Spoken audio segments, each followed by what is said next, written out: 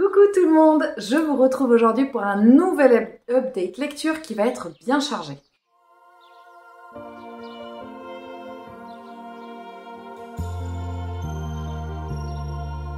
En effet, aujourd'hui, je vais vous présenter pas moins de 3 graphiques, 3 romans et un livre un petit peu à part qui n'est ni du roman ni du graphique, mais un petit peu des deux à la fois. Je vais commencer tout de suite avec une suite de sagas. J'ai lu le 3e tome de La Petite Faiseuse de Livres chez Shonen, de Miyakazuki et Suzuka et Yoshinai. On suit toujours cette jeune fille, Mei, qui vit dans un monde qui est un monde qui est fait très moyenâgeux, bas Moyen-Âge, je dirais, oui, même un peu moins que bas Moyen-Âge, bref, qui vit à une époque, disons, un peu plus reculée que la nôtre. Et dans ce monde-là, elle n'a pas accès au papier et elle, son rêve, c'est de toucher du papier, de lire des livres.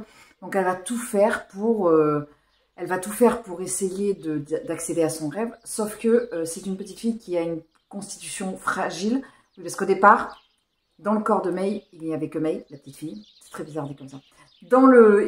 Mei était elle-même, et en fait, au tout début du tome 1, une jeune femme décède sous le poids des livres, et se retrouve investie du corps de Mei, et donc en fait c'est l'esprit d'une jeune femme qui se retrouve dans le corps de la petite fille, qui est d'une constitution très fragile. On ne sait pas vraiment ce qu'elle a, on en apprend un petit peu plus sur ce tome-ci, enfin en tout cas on commence à soulever des choses, et Mei arrive à mettre un petit peu plus, je viens de découvrir que c'était pas Mei, mais Maine, oui, c'est Maine, pardon. Maine est d'une constitution assez fragile, et donc dans ce tome-là, elle va se faire aider par un petit garçon, avec lequel elle va vraiment lier d'amitié, et ils vont mettre en place des choses et découvrir de nouveaux personnages. Je peux pas trop vous en dire, c'est un tome 3. En tout cas, c'est une saga que j'aime énormément et que je trouve extrêmement plaisante. Et j'aime beaucoup cette petite fille qui est qui est très volontaire, mais la pauvre qui est tout le temps fatiguée. J'ai enfin découvert une saga dont j'avais entendu parler et archi parler, notamment il y a Barbara qui m'en avait parlé, qui a mis un post sur son Instagram. J'ai découvert la saga Minuscule de Takuto Kashiki. On va suivre ici 2 jeunes femmes qui s'appellent Akume et Mikoshi. On les voit toutes les deux sur la couverture, donc il y a ici et ici. Et en fait, ces 2 jeunes femmes vivent dans une maison tronc, dans un monde où elles sont, où il y a des animaux qui sont, pas humanisés, mais qui sont anthropomorphisés. Je sais plus, j'ai plus le terme exact. En tout cas, bref, il y a des animaux avec des comportements humains. Vous aurez compris. Et on va les suivre dans leurs aventures dans la forêt. Alors, elles sont très rigolotes. Elles sont un petit binôme hyper sympa. Elles ont vraiment leur petit cocon dans leur maison arbre. Et c'est une saga qui est hyper doudou, qui est hyper agréable. Je n'ai pas dit chez qui c'était, c'est chez Komiku Édition. Et Komiku Édition qui est également la maison d'édition qui produit Arte. Donc Arte et Minuscule, je pense, avec peut-être Les Carnets de l'Apothicaire et La Petite Faiseuse de Livres, font partie de mes sagas de manga préférées. Bon là j'ai lu que 2 tomes, mais je sens que c'est très très très prometteur. Donc du coup, on va les suivre dans leurs aventures. Tout est un peu difficile pour elles, non pas tant que ça. C'est pas tant que c'est difficile, c'est qu'elles vont rencontrer des difficultés de par leur taille, mais elles vivent dans un monde où tout est à cette taille-là. Et c'est assez rigolo, notamment dans le tome 2, elles vont rencontrer une coiffeuse qui vit dans un œuf d'autruche vide. Et ça nous donne une petite idée un petit peu de leur taille. Et voilà, c'est vraiment une saga doudou dans laquelle on se sent bien. Les personnages, elles sont colocatrices en fait. Et elles ont un rapport, elles sont très très bienveillantes l'une envers l'autre. Et elles ont vraiment un rapport de respect et d'amitié très fort. On ne sait pas trop encore on ne sait pas du tout comment elles sont arrivées à vivre ensemble, mais finalement on s'en fiche un petit peu. Tout ce qu'on sait, c'est qu'il s'est passé des choses avant dans leur vie, parce que des fois elles font des petites parenthèses en disant « Ah oui, alors moi je faisais ça avant ». J'avoue avoir plusieurs fois eu le sourire aux lèvres, notamment quand ce personnage-là, qui est Akume, nous parle de son métier qui est... elle répare des choses, et elle travaille pour je crois que c'est une loutre, et c'est très drôle, voilà, parce qu'elle l'appelle pas, elle a un nom d'animal. Bon bref, je vous laisse découvrir, mais en tout cas, ça m'a mis sourire à chaque fois qu'on abordait la partie sur son travail. Si vous ne connaissez pas cette série de mangas, je vous encourage à la découvrir parce que surtout, je trouve que l'automne est très propice à la lecture d'un manga si doux. Après, il y a 3 romans et deux donc, qui font partie de saga et un roman qui est un petit peu une déception. Donc, je vais commencer par la déception. J'ai lu Les Cartographes de Peng Shepard. Je l'ai lu en lecture commune avec Fanny et avec Jessica. Et alors, je l'ai reçu en service presse de la part de la maison d'édition Albin Michel Imaginaire. D'ailleurs, c'est rigolo parce qu'elle n'a pas le même... D'habitude, c'est comme... J'arrive pas à le faire. Là, c'est les livres qui sont comme ça, Albin Michel Imaginaire. Et là, c'est pas du tout le même design, la même charte graphique. On va suivre ici une jeune femme qui s'appelle Nell et qui travaille dans un bureau de reproduction de cartes.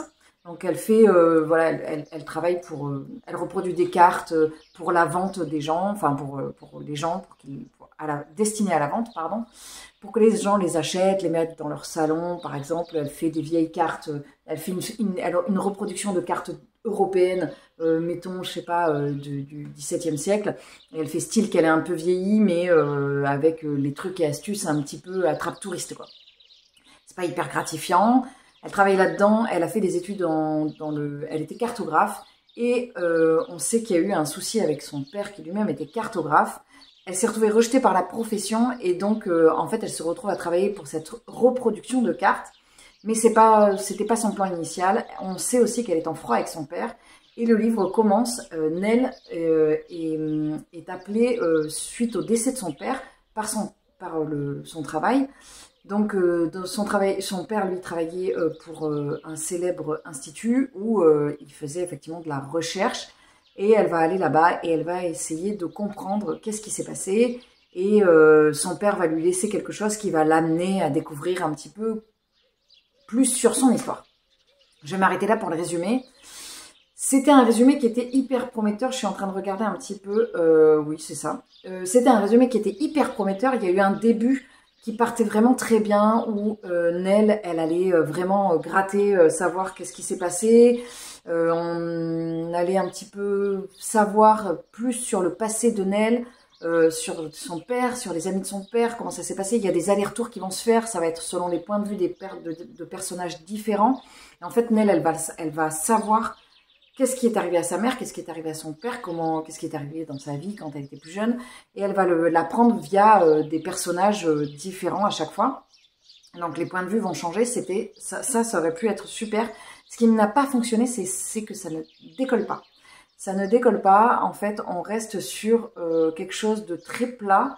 Moi, je m'attendais à quelque chose de fantastique. On est chez Albin Michel Imaginaire, donc je m'attendais à ce qu'on parte vraiment dans quelque chose de... En fait, c'est pas mauvais en soi, mais ce qui m'a déçu, c'est que ça reste hyper en surface, qu'on n'en sait pas tellement sur le monde qui s'ouvre à nous avec cette histoire de cartes. Parce que là, il y a marqué... Non, c'est pas là. Il y avait marqué « Si vous changez la carte, vous changez le monde ». J'avais vu ça quelque part. Et en fait, c'est un peu dommage parce que ça, on voit pas trop. Ah ben, c'est marqué en gros là. La carte et le territoire. Si vous falsifiez la carte, vous modifiez le territoire. Moi, je m'attendais à ce qu'on parte vraiment là-dedans. Je m'attendais à ce qu'il y ait un rythme soutenu et qu'on parte sur un rythme un peu à la Benjamin Gates avec de l'aventure et tout. Et ben non, en fait, pas trop. On reste sur beaucoup des rapports humains. On reste beaucoup sur la vie de cette jeune femme. Et on est très en surface au niveau du fantastique. Et c'est dommage parce qu'il y avait beaucoup de choses qui étaient très prometteuses. Je me suis pas attachée à Nell, je me suis pas non plus attachée aux autres personnages. Voire même des fois je me mélangeais un peu les pinceaux, j'étais là mais attends, je ne comprends pas. Parce que je trouve que l'autrice n'a pas vraiment creusé, c'est très présomptueux de ma part de définir ça, mais je trouve que ça n'est pas creusé au niveau des tempéraments des personnages. C'est un livre que je n'ai pas beaucoup vu tourner, donc je pense que... il a été un peu... il a moins fonctionné. Je sais que l'autrice a écrit le livre de M, qui a beaucoup fait parler de lui. J'aimerais bien le lire, parce que je n'ai pas non plus été complètement déçue par l'écriture de l'autrice. C'est juste que j'ai eu la sensation que c'était pas fini. J'ai eu l'impression que c'était pas creusé et qu'on aurait pu aller beaucoup plus loin et que c'était resté vraiment très light par rapport à ce que ça aurait pu être. C'est un peu dommage, parce que j'en attendais peut-être beaucoup. Ça l'a pas fait. Après, ça veut pas forcément dire que c'est pas bon. Juste, pour moi, c'est pas aller là où j'avais envie que ça aille. J'ai lu ensuite le 3e tome de cette saga autour des sœurs Windershin, qui sont Betty, Charlie et Fliss. Un brin de maléfice de Michel Harrison chez Seuil. On va suivre ici les aventures de nos 3 jeunes sœurs qui ont décidé, qui partent de leur village. Alors pourquoi, comment, ça on en sait plus. Alors dans le tome 1, on sait qu'il y a une malédiction qui est sur cette famille. Donc ces 3 jeunes filles vivent avec leur grand-mère dans le tome 1. Grand-mère assez atypique qui est clairement... qui est alcoolique et qui passe son temps à fumer la pipe et qui tient un bar. Moi, j'ai adoré le personnage de la grand-mère. Je l'ai adoré dans le 1, je l'ai adoré dans le 2, on la voyait moins, je trouvais. Et dans le 3, on la voit un peu plus. Mais j'aime beaucoup ce personnage atypique de la grand-mère qui sent pas le sucre et qui dégage pas un truc doudou, quoi. Alors, les jeunes filles, les 3 sœurs adorent leur grand-mère, mais n'empêche qu'elle dégage un côté très bourru que j'aime beaucoup. Dans le tome 3...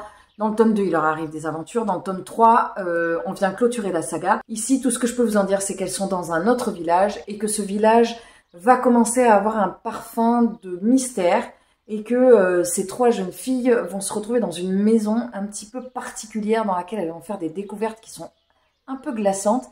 Et en fait, il va se trouver qu'une des 3 sœurs va être en danger, mettant les 2 autres dans une position où elles vont devoir enquêter sur qu'est-ce qui se passe dans ce village, qu'est-ce qui se passe dans cette maison, qu'est-ce qui se passe dans leur famille.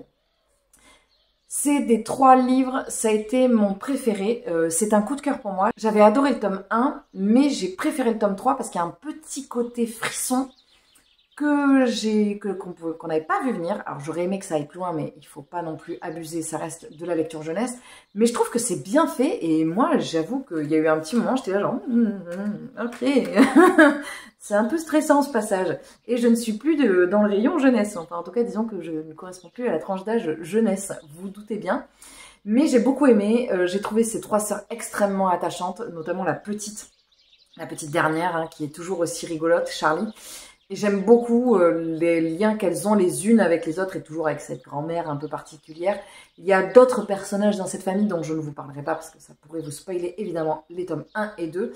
Si vous ne connaissez pas, moi je l'avais pris c'est une saga que j'ai prise en bibliothèque. C'est un vrai régal, c'est une saga jeunesse qui est hyper sympa, qui est bien construite, bien écrite et qui vient vraiment être un univers assez complet, même si au niveau géographique on est assez ciblé parce qu'on est sur le village de cette famille. Mais n'empêche que l'univers, lui, il est bien amené, il n'est pas trop complexe. Je pense qu'il peut se lire pour des bons lecteurs à partir de 9-10 ans. Celui-ci, il est un peu frissonnant, mais bon, ça reste soft quand même. Si jamais vous avez des doutes, n'hésitez pas à me contacter en commentaire sur Instagram, en message privé. Et à ce moment-là, je vous dirai si effectivement ça peut être flippant et de quoi ça parle pour que vous puissiez le conseiller ou non à certains jeunes ou plus ou moins jeunes. En tout cas, j'ai adoré cette saga que je viens clôturer en 2023. Pour ceux qui m'ont suivi en vlog, j'ai eu un petit moment de bad mood les 2 semaines, d'il y a une semaine, donc c'était il y a 3 semaines. Donc j'ai été chercher vraiment des lectures qui me faisaient énormément de bien. Donc les 2 lectures suivantes sont des lectures que j'ai prises vraiment pour aller chercher quelque chose de doudou où je savais que ça allait me plaire. J'ai lu le 2e tome autour du Scooby Gang. Donc j'ai lu Une seule élue au monde de Kendall Blake chez Hachette, il me semble. Chez Hachette Heroes. On va retrouver ici le Scooby Gang. Donc c'est la génération suivante. C'est plus Buffy, Willow, Oz et compagnie, et Alex et Andrew. Mais une partie du gang d'origine, et après il va y avoir évidemment la génération suivante. Dans le tome 1, on allait découvrir la fille de Willow, donc Frankie, qui est une jeune fille aux dons particuliers que je ne vous dévoilerai pas. Et évidemment, il faut le découvrir, et qui a un destin assez incroyable. Elle est un personnage atypique dans la série, et dans le tome 1 et dans le tome 2, Kendall Blake, elle va venir vraiment user et archi-user de codes de la série. Si vous n'avez jamais regardé la série, c'est pas grave, en fait, vous ne verrez pas les clins d'œil. Si vous connaissez la série, en fait, ça va vous plonger encore plus parce que les personnages dans lesquels on va se retrouver, en fait, les personnages, les monstres, bref, l'univers complet, ça va vraiment nous remettre dans la série, sachant qu'il y a un personnage dans le 1 et dans le 2 qui est également dans la série, dans la dernière saison. Donc, c'est hyper bien. Moi, je l'ai lu beaucoup trop vite à mon goût. Il va y avoir un 3e tome qui n'est pas sorti et je ne sais pas quand est-ce qu'il va sortir. Évidemment, quand il sortira, je me ruerai dessus. Ça se lit très très vite. Je ne sais pas si je peux vous le conseiller. Si vous aimez les univers fantastiques avec des vampires, des loups-garous, des monstres, tout ça, vous pouvez y aller. Mais c'est pas non plus la série de l'année. C'est-à-dire que je pense que si moi ça me plaît autant, c'est parce que je suis une méga fan du Buffyverse, que je suis dans cet univers depuis 20 ans et que je ne m'en lasse pas. Mais si vous n'avez pas particulièrement adhéré à la série, bah, vous devriez. Non, je rigole, mais si vous n'avez pas particulièrement adhéré à la série, je pense qu'il y a des univers qui sont plus sympas. Là, c'est vraiment quand on est un gros fan de la série, bah, ça fait trop plaisir de les retrouver. Quand j'aurai terminé, je relirai ici, j'ai les comics de Buffy que je relirai une fois que j'aurai fini la trilogie. Donc une fois que j'aurai lu le 3e tome. Le dernier livre que je vais vous présenter, ça n'est ni un roman, ni un feel-good, ni un illustré, mais c'est un peu tout à la fois. J'ai enfin craqué pour mon automne cosy de Caroline Millet. Je pense que c'est de l'auto-édition. C'est une autrice... alors, moi, je la suis sur les réseaux sociaux, sur Instagram et sur YouTube. J'aime beaucoup l'univers qu'elle dégage. Et tout particulièrement à l'automne, parce que voilà, c'est sa saison fétiche. Et j'ai fini par craquer parce que je me suis dit, bah, j'ai envie de soutenir une autrice. C'est illustré, tout est fait par l'autrice. Voilà, il y a plein de choses. C'est un livre qui se lit vraiment, qui vient se grappiller. Il y a plusieurs choses dedans. Elle va nous parler il y a 4 parties. L'automne gourmand, Home Sweet Home, Halloween, l'automne dehors. Donc en fait, elle va venir vraiment nous parler de plein de choses différentes, de recettes. Il va y avoir des recommandations de livres, de films. Il va y avoir des petites citations, il va y avoir, bah là par exemple, il y a comment faire un herbier. Bref, il y a plein de choses, du do it yourself. C'est hyper agréable. C'est un livre qui est très très très très beau, qui est très agréable. Moi, quand je l'ai reçu, je m'étais commandé une tasse de chez l'autrice aussi. Quand je l'ai reçu, je me suis installée avec une petite tasse de Rooibos, mon bouquin, ma belle tasse du coup qui allait avec. Mon plaid, et ça m'a fait énormément de bien. C'est un livre qui fait énormément de bien. J'aime beaucoup la présentation de Caroline Millet dans tout ce qu'elle fait au niveau de sa chaîne. Donc c'est Caro from Woodland. J'aime beaucoup ce qu'elle fait parce que c'est très authentique et c'est très sincère. Elle parle de plein de sujets sur sa chaîne. Et son livre dégage vraiment cet univers de cosy, de doudou dans lequel on se sent bien. Moi, il est venu me faire énormément de bien à un moment donné où ça n'allait pas. Et rien que pour ça, je l'en remercie infiniment. C'est un ouvrage qui est assez petit et qui a un certain coût, mais parce que derrière, il y a tout le travail d'illustration. Il ne faut pas oublier que quand un auteur est illustrateur, là, illustratrice pour le coup, ça demande double travail. C'est un nombre d'heures infini. Là, il y a tout qui est apporté avec... il y a beaucoup de soins sur beaucoup de choses au niveau de... Là, il y a des dorures, il y a du vernis sélectif sur la couverture. Elle a changé des choses apparemment. Il y a une qualité du papier qui est assez exceptionnelle. Et puis même, en fait, j'avais envie de soutenir le travail d'une artiste. Puisque c'est une autrice, une dessinatrice et c'est surtout une artiste. Donc pour moi, c'est un vrai coup de cœur. J'irai me replonger dedans avec délice. J'attends que les températures redescendent un petit peu. J'ai noté plein de recettes, j'ai noté plein de choses. Je pense qu'à Noël, je craquerai pour mon hiver cosy, je crois. J'aime beaucoup ce qu'elle propose, donc évidemment, j'irai voir avec plaisir. Je ne peux que vous encourager à aller au moins jeter un coup d'œil à sa boutique ou au moins aller voir ses vidéos parce qu'il y a vraiment... c'est un contenu de qualité et qui donne envie de se plonger avec délice dans cette saison que j'aime tellement. Voilà, c'en est tout pour cette update lecture qui, ma foi, comprend quand même du coup de cœur, que ce soit au niveau du manga avec minuscules ou du livre avec les sœurs Wondersheen, Buffy ou avec mon automne cosy. Il y a des choses qui m'ont moins plu, mais ça fait partie du jeu, c'est normal quand on lit pas mal au bout d'un moment, des fois on tourne un petit peu, ça peut arriver. Je testerai quand même encore une nouvelle fois l'écriture de Pink Shepherd parce que j'ai envie de voir le livre de M parce que tout le monde en a tellement parlé qu'à un moment donné, il doit forcément y avoir quelque chose. Je vous invite évidemment à ne pas vous arrêter à mon avis s'il y a des choses qui vous tentent, essayez par vous-même ou si j'ai pu vous donner l'envie d'essayer des nouvelles lectures, n'hésitez pas à me le dire en commentaire. S'il y a des choses sur tout ce que je vous ai présenté qui vous ont plu. Si il y a des choses que vous avez déjà lues et que vous avez aimé ou pas aimé d'ailleurs, n'hésitez pas à me dire en commentaire également. Je suis en train de réfléchir. Normalement, j'espère que j'ai rien oublié. J'essaye de citer les personnes à la lecture commune. Je me demande si je l'ai dit. Ça, je l'ai lu avec Barbara. Je crois que j'ai un doute si je ne vous en ai pas parlé. Et sinon, le reste, je les avais lus toutes seules. Voilà, bah écoutez, sur ce, il ne me reste plus qu'à vous souhaiter une très bonne journée, une très bonne semaine, un très bon mois, une très bonne année. Et je vous dis à très vite dans une prochaine vidéo.